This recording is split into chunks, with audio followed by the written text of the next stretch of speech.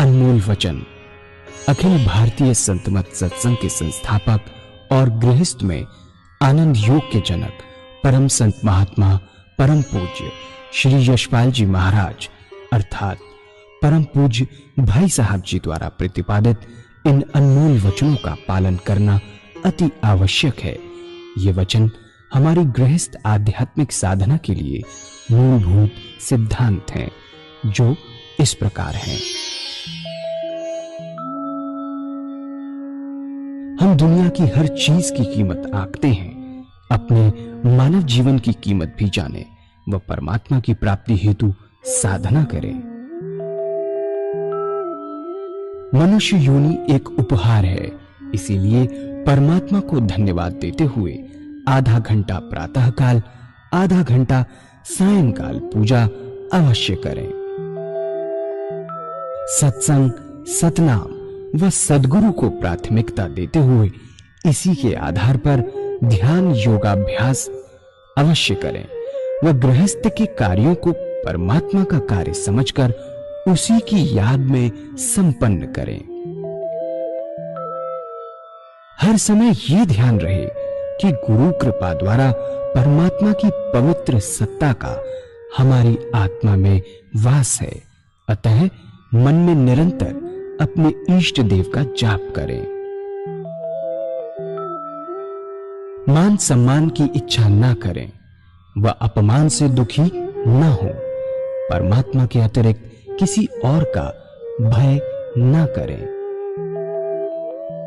दूसरों की बुराई न करें, न सुने, सत्य व मधुर बोलें, अश्लील शब्द मुंह से ना निकालें, सभी से नम्रतापूर्ण व सुंदर व्यवहार करें। धर्म पत्नी के अतिरिक्त अपने से बड़ी से माता जैसा, बराबर की से बहन जैसा व छोटी से पुत्री जैसा व्यवहार करें। सांसारिक जीवन यापन की आवश्यकताएं अंतहीन है, इसलिए अधिक से अधिक समय सत्संग में व धन परोपकार में खर्च करें। याद रखें, न स्त्री माया है, न धन दौलत, न ही परिवार। माया वह है जो हृदय को परमात्मा से दूर हटा दे। अतः निरंतर सत्संग और सद्गुरु की शरण में रहने का प्रयास करें। भोजन अपने इष्ट को अर्पण कर प्रसाद रूप में परमात्मा की याद में करें। रात्रि में सोने से पहले अच्छे बुरे कार्यों का आत्मनिरीक्षण कर उसका समुचित पश्चाताप करते हुए ध्यान करें व प्रभु की गहरी याद में ही विश्राम करें। परमात्मा तू ही है, तेरी इच्छा पूर्ण हो।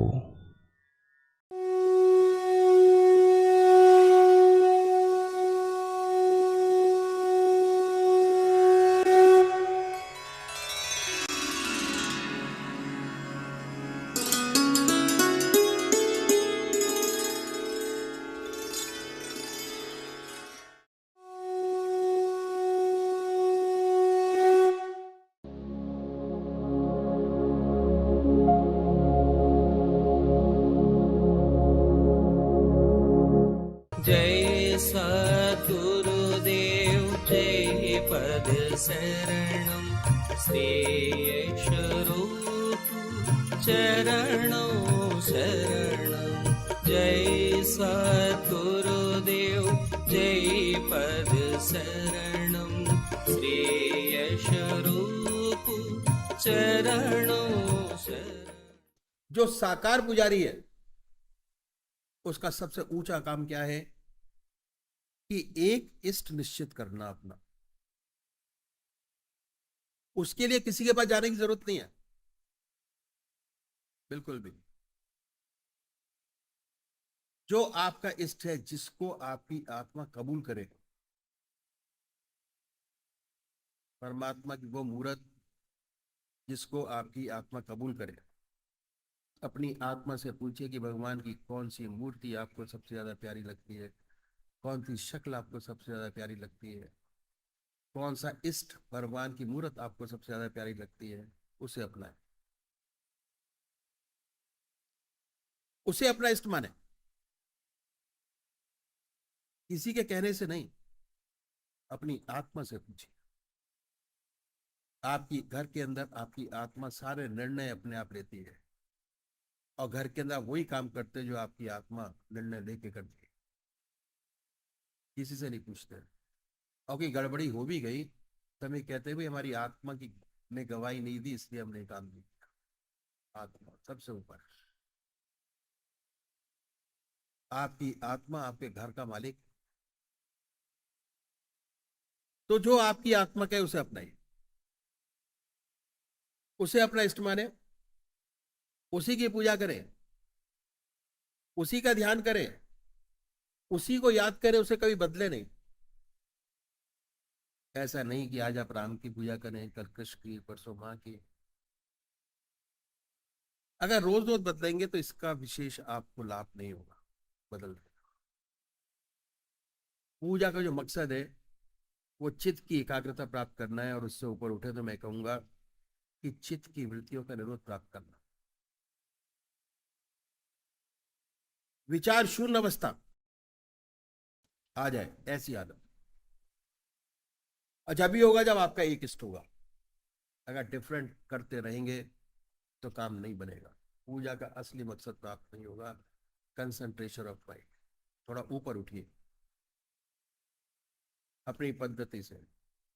क्या हो सकता है जब आपका एक इष्ट हो, कुछ आए कंबल का आसन हो, आराम से बैठिए पूजा के स्थान पर, बड़े प्यार से बैठिए, रिलैक्स पोज करिए, ढीले ढाले कपड़े हो, आराम से बैठिए बड़े प्यार से। उसके बाद और पूजा का मकसद जो है चित्त की एकाग्रता प्राप्त करना, और उससे ऊपर उठे तो मैं कहूंगा चित्त की वृत्तियों का ऐसी हालत जिसमें विचार शून्यता प्राप्त। जैसे आपने शरीर इंद्रियों को विचार शून्य किया सो के, उसी तरीके से मन को विचार शून्य करिए। एक नाम देंगे, नाम एक। जब भी हो सकता है जब आपका एक इष्ट हो। पूजा करें कैसे? कुशाय कंबल का आसन बिछाइए, धूप दीप जलाएं, साफ सुथरी चादर। जितना एटमॉस्फेयर साफ होगा उतना मन आपका आपके इष्ट पे चढ़ डूब रहे। जरूरी नहीं है कि आप नीचे बैठे, अगर नीचे नहीं बैठ सकते तो आसन ऊपर लगा लीजिए, नहीं बैठ सकते तो और ऊपर आसन करते। और जो आपके मंदिर में जो भी आपने मूर्त रखी है वो अपने लेवल पर रखिए, उसको चेहरे थोड़ा ऊपर रखिए। अगर आप कुर्सी में बैठ के करना चाहते तो मेज लगाइए। नीचे बैठते हैं तो वो लगाइए, चौकी लगाइए बड़े प्यार से। शुद्धता, जितना आपका मन, आपका पूजा का स्थान शुद्ध होगा उतनी जल्दी आपका इष्ट आपके सामने विराजमान। पूजा कैसे करें? रात्रि के वक्त बदल कर बैठे। अगर स्नान नहीं कर सकते तो कोई बात नहीं, मुंह हाथ धोकर सुखासन से बैठे। मंदिर में हम जो पुजारी है वो क्या करता है, बाहर के कपड़े अलग होते हैं, पूजा के वस्त्र अलग रखता है। क्यों? जैसे ही आपने पूजा के वस्त्र बदलने शुरू किए वैसे ही आपका मन लगना शुरू हो जाएगा। अगर आपने 15 दिन ये कर लिया तो 16वें दिन अपने आप जैसे ही आप पूजा के स्थान पर पहुंचेंगे, ऑटोमेटिक अंदर से प्रेरणा आएगी, हुंकार उठेगी कि आज ये काम नहीं हुआ। ये नहीं, ये हमारे शरीर और मन की आदत है कि जिस चीज को हम रिपीटेडली बार बार करते हैं मन उसकी आदत बना देता है बार बार। मेरा बॉस था प्रोजेक्ट मैनेजर, उसकी आदत इतनी अच्छी थी कि वो चेन स्मोकर था, ऑफिस में बैठता सिगरेट जलाता, और जब तक चेन चलती रहती सिगरेट की तब तक वो काम करता रहता था। और जब चेन खत्म हुई तो उसका हाथ रुक गया कि भाई अब नहीं होगा। 2.5 घंटे बराबर सिगरेट पीना, हाथ चलाना, 2.5 घंटे के बाद सिगरेट उसके नीचे रखी और उस चेन स्मोकर हैबिट फॉर्मेशन। उसके बाद काम नहीं होता था लिखने पढ़ने, बाकी जो मर्जी कराओ, हैबिट फॉर्म। बार बार करने से मन उस चीज की आदत बना लेता है, और जब आदत बन जाती है तो काम बहुत आसान होता है, बहुत आराम से सारा काम बहुत आसान है। और उसके बाद क्या करें, मुंह हाथ धोकर सुखासन से बैठे और कल्पना कीजिए कि आपका इष्ट सह शरीर आपके सामने विद्यमान है। हम मूर्त में नहीं है, मूर्ति में नहीं है, सूरत में नहीं है, आपके सामने सशरीर। होगा क्या कि जितनी ऊंची भावना आपकी आपके इष्ट के प्रति होगी, उतनी जल्दी वो सशरीर आपके सामने बैठेंगे। वही थॉट, अब वही करना है पूजा के लिए, कि जब वो सामने स्पष्ट हो जाए मूर्त, तो क्या होगा। और ये तो हुआ सामने बैठ के, कोई भक्ति भरा भजन गाए अगर आता है तो, नहीं आता तो भावना। ये कट ऑफ है सांसारिक विचारों और परमात्मा की तरफ जाने के लिए। It is a cut off line. जैसे ही भजन करेंगे मन बड़ा सुंदर होगा, अपने इष्ट के प्रति आपके विचार बनेंगे। उसके बाद जब आपने सामने उनकी मूर्त बना ली अपने, और स्पष्ट बननी शुरू होगी, पहले नहीं बनेगी, तरह तरह के विचार सामने आएंगे। जैसे ही दूसरे विचार आएंगे आप हट जाइए, विचारों को हटा दीजिए, दोबारा लग जाइए फिर अपने इष्ट के पूरा ध्यान बनाने।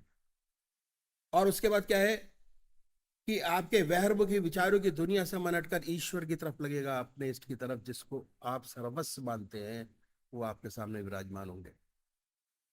पहले बाहर देखिए, जब ध्यान बाहर की तरफ बन जाए, उस पवित्र मूर्त को हृदय में उतारिए। हृदय चक्र हृदय में उतारेंगे, बड़े प्यार से बैठाइए, इतने प्यार से कि ना कोई दूसरा विचार रह जाए, ना ख्याल। हमारी आत्मा हमारे मन को देख रही है कि हम क्या कर रहे हैं। गाइडिंग अथॉरिटी ऊपर बैठी है आप। जैसे ही आपका मन हटेगा, ऑटोमेटिक फिर आपको लगेगा कि हाँ मन हट गया, दूसरे विचार आ गए, दोबारा फिर प्रोसेस कीजिए, अभ्यास। भगवान श्री कृष्ण ने आध्यात्मिक दृष्टि से 4 विशेष बात बतलाई। पहली आहार की शुद्धि, दूसरी विहार की शुद्धि, तीसरा अभ्यास, चौथा वैराग। जो कुछ आज हम बैठे हैं अपने अभ्यास की वजह से बैठे, प्रैक्टिस। जैसे जैसे इस रास्ते में बढ़ते चले जाएंगे, वैसे वैसे आपकी मूर्त सूरत बड़ी सुंदर होती चली जाएगी, स्पष्ट होती चली जाएगी, और धीरे धीरे कंसंट्रेशन ऐसा होता चला जाएगा कि उसमें लय होते चले जाएंगे। आप थोड़े टाइम बाद वो रहेगा है, आपके अंदर कोई विचार नहीं रहेगा, सामने होंगे, हृदय के अंदर होंगे, हृदय चक्र पर बैठे होंगे, और मन विचारों से खाली होगा सारा का सारा।